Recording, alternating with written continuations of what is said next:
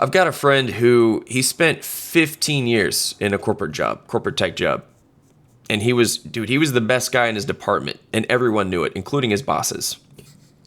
And every single performance review that he got, it said the same exact thing every single time. It was that he technically was excellent at his job, right? But he needed to work on his communication style. Do you know what his communication style was? He was direct, he was confident, and he didn't drag things out. Sounds pretty good. But no, not good enough. No, they never promoted him, and of course, he eventually left. He just left. So word of the wise: don't ever work for a women-owned company. Okay, guys. So here's the thing. I've heard that exact story from so many men. It's not surprising. It's commonplace. And if you've spent enough time in the corporate world, you already know what I'm talking about, because some version of that story is yours too. And 8 months ago, I made a video called "We Were Raised by Women Who Hated Men." And if you've seen it, then you know exactly where this is going. But if you haven't, you can just type it. If you want to watch that first, go ahead. Just type in "We Were Raised by Women Who Hated Men." I like I said, I put it out 8 months ago, so it's pretty far down. But if you search that, you'll find it. It'll also be linked if you want to just fast forward to the end of this video. You can click on it. It'll be at the end. It'll be on one of those cards up top. But either way, if you haven't seen it, here's the short version. So it's pretty self-explanatory. It's that most of us men, boys, we grew up surrounded by women, right? Moms, teachers, counselors, church staff, right? Daycare workers. And these women, they had a real problem with men. They had a problem with masculinity. They had a problem with men being men.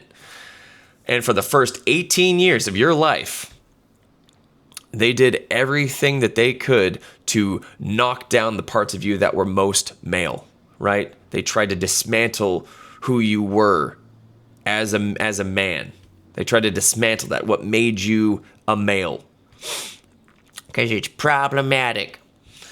And what I want to talk about today is what happens after that, because it didn't stop when you turned 18 and left the house. Of course, I know a lot of dudes, they're not leaving the house after 18. I left at 19. So, and then of course you got the stay-at-home sons, that whole thing, which in this economy, it makes sense. I mean, stay with your parents as long as you can, save up money, do what you got to do. But that's neither here nor there. It's a separate conversation. So, but yeah, the same thing that was happening, whether it was at your home or at school, definitely your school, it's now happening at your job, right? It's happening in your therapist's office if you got one. It's happening in the courtroom. The system did what it always does. It just picks up right where your teacher or your mother left off, right? So let's get into it. If you work in corporate America, then you've probably noticed, or if you're in another country, if you worked in a corporate environment, let's be universal with it, shall we? Then you've probably noticed that, well, of course, HR exists because of women, and it's also run by mostly women, right? If not all women. So, right, if you look at the training, all the trainings, the policies, the performance reviews, all of it, it's all built around a certain way of doing things. It's this gynocentric framework, right? The standard that they're measuring you against has nothing to do with how men naturally communicate. It's based on how women communicate, right? So when you speak directly, then they don't take it well at all, right? The tone police, they show up, right? They're like, oh, you're being aggressive. Or if you're confident, then they'll say that you're egotistical or arrogant. Or if you make a decision and you hold your position, right? You hold the line, then they'll use some euphemism like, you know what? You're just not being collaborative. You're not being a team player, right? But the guys who get promoted in those environments, dude, they soft, right? They're usually the guys, well, yeah, they figured out that they're conditioned, right? They were beaten down. They figured out early on how to stay soft, keep their opinions soft and pillowy. And they knew what to say and how to say it, and how to thank their manager for the feedback that was blatantly insulting, right? They do it without blinking. They got it down pat. So they've got the performance down. But I guarantee you they go home every single day exhausted, just completely wiped out from that performance, and not from that on top of the actual work that they did. So on top of that, the mask that they wear and the suppression, all that good stuff. But these DEI programs that they've made this even more locked in, right, than it used to be, maybe 30, 40, 50 years ago. Because what used to just be just social pressure, it's now it's this written policy with real consequences attached to it. And if you give any pushback to any part of it, well, dude, they're gonna treat you like a problem, because that is a problem for them. Just think about it. I mean, the same kid who got sent to the principal's office at 8 years old for being too much is now sitting across the table from these HR chicks at 35 years old, being told that his leadership style needs work. Right? It needs a little work. It's a little too abrasive, right? And so, yeah. The message, the framework, it never changed. Just the building in which you're in. So, but moving on from that, I want to talk about therapy, right? Let's talk about therapy, because I think that this is the one that does the most damage and doesn't get enough attention. I think it needs more attention. And so, but as you already know, the majority of therapists are of course women. It's just the reality. That entire framework, it's gynocentric, of course. What counts as healthy or a form of progress and a well-adjusted person, what that looks like, it's all built around how women process things, not how men process things, how women process them. And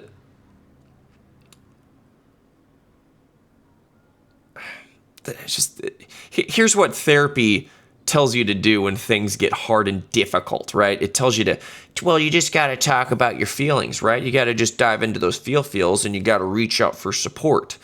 You got to sit with the discomfort instead of avoiding it. You just got to sit in it, right? And for a lot of women, that actually works, because that's how they're wired. So, but Just think about how you actually deal with hard things, right? That's not how you're wired. You work through that. You work, right? You do physical labor, right? You fix something. You work on the car. You get in the gym.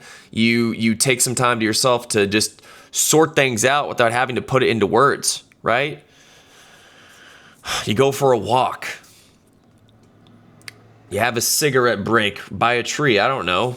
You don't need to always verbally process every single emotion that you have in order to move through it.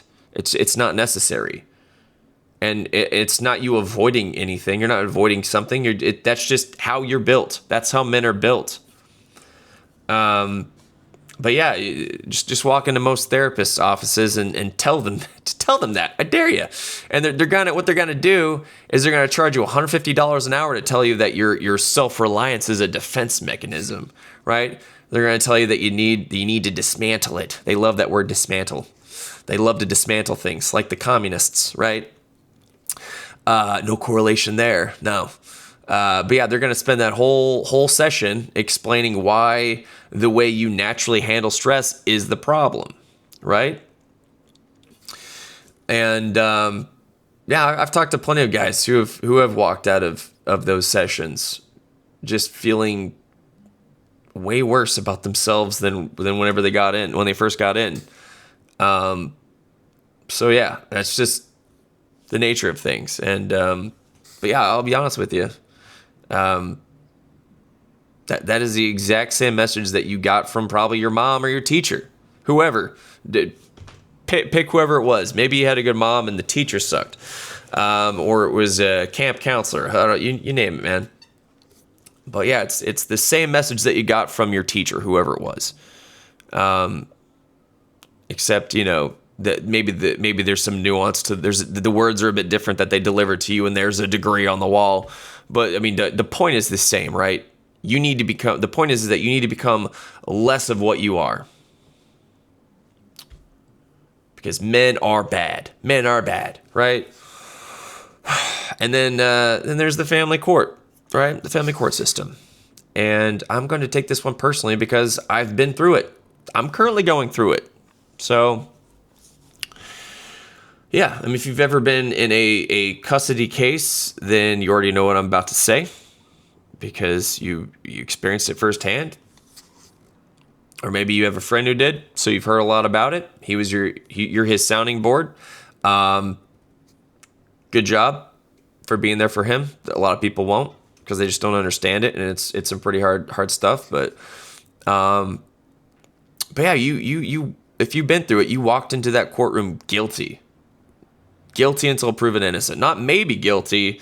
Not let's hear both sides. No, you were already guilty. And the burden was on you to prove otherwise, right? You had to prove yourself. The mother did it, but you did as the father. And I would say that the statistics on custody outcomes, they're not even seriously debated at this point.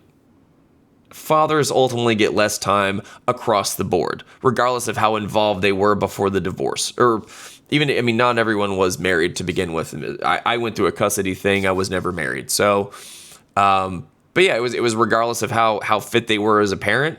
It was regardless of what the kids actually want or need. The idea of what's in the best interest of the child is way different for you than it is for the court system a lot of the time, most of the time. But yeah, here's the part that still gets me. The men who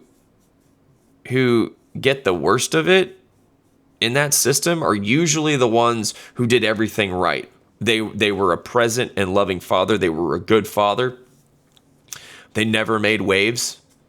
They kept their head down. They did what they needed to do, and they did what they were told a good man does. And then they get in front of that judge, and then the system it treats them like a bottle cap that needs to be removed, right? Or a piece of lint, and that is not by accident.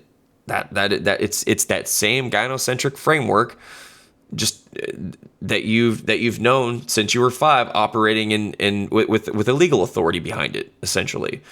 And like I said, I know this because it's happened to me and it's happening to me. I've been through it for the past 11 years. So, but yeah, you know the exact moment that I'm talking about, right? When you realize that the institutions that you were raised to trust were never actually built with you in mind at all, right? That shatters pretty quickly the moment you step into that courtroom, right? What you think justice is, what you think it's going to be like. No, it's not at all what you thought. Justice does not always prevail. But here's what I want to say about the moment when you put all this together for the first time. It doesn't feel great. For most guys, it's genuinely difficult. Because you start looking back at all of the years that you spent just kowtowing and apologizing for yourself, and just maybe even staying in situations that you should have left, right? You should have just said no and walked away, and just you spent years just performing the version of yourself that just it kept everyone around you comfortable at your own expense, just to keep the peace, right? You start coming to the realization, this understanding that it wasn't noble. It was not a smart move on your part.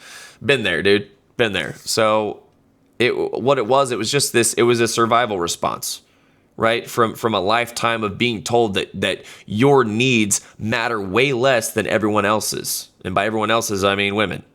So, and rightfully so, a lot of men, they get angry when that sinks in, when that finally sinks in and they come to that realization. And it makes sense because you were wronged. You were wronged, clearly. But the men who stay stuck in that anger, they're still being controlled by what was done to them. They are. The anger has just, I would say it's just moved from the inside to the outside. It's just flipped. They're still not free. They're still not free. And the men who actually get free are the ones who can look at what happened to them clearly, and they can understand it and decide to live differently because of it. And what that looks like, it looks like what I did, making this channel. That's what it looks like for me. But yeah, it looks like just saying no when you mean no, right? And they're not feeling guilty about it, right? It looks like holding your position when someone tries to wear you down with emotion. Do not get brought into that game. Do not play games, right? Hold the line, right? So that's what getting free actually looks like in real life. And I want to close by just talking to you directly, okay? Because I know that some of you watching this right now are in the thick of it. And maybe it's a job that no matter what you do, it's just nothing you do is right. Maybe it's a marriage where it just feels like you feel like you keep failing, right? You're being disrespected. Maybe it's a custody situation it's costing you everything financially, emotionally, mentally, right? You have no more bandwidth, whatever the case may be. I get it, man. It's hard. It's really hard. But here's what I know. A lot of it was done to you. You did have agency, and of course, yeah, you may have made some bad choices on how to respond to that. But when you're younger, you're immature. As you grow and you learn from trial and error, you get to that point, like myself. So, but a lot of it, I'm not saying to be a victim and just say that it was all them, because of course, yeah, you do have a role to play in how you respond to it. But yeah, just the way that our system works, a lot of it was done to you. And the fact that you're examining it honestly, the fact that you haven't accepted the version of yourself that the system tried to build, that does matter, dude. It does. It matters a hell of a lot. That you have that refusal. And you have that desire to lead and to protect and to build something real because you're a man. That's what you're designed to do. And so the only question that I have is for yourself to ask is whether you're going to let what was done to you keep running your life. Right? Or are you going to understand it and move forward anyway? That's really the choice. It's you can either sit and wallow or you can move forward. And yeah, I look, if you're still standing after all of it, dude, I see you. Okay? I'm going through it with you. I'm alongside you. Okay? Hold the line, right? What we do in life echoes in eternity. So yeah, I'm just gonna leave it there. Drop a comment, tell me where you're at, what's going on. I genuinely want to hear it. I'll respond to as many people as I can.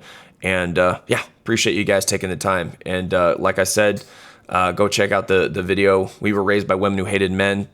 I'll leave it linked at the end, so you probably see it right now while I'm talking. So go click on that if you haven't seen it. If you wanted to watch this first and then you want to see that, then so be it. But yeah, go check that out. And love you guys. See you.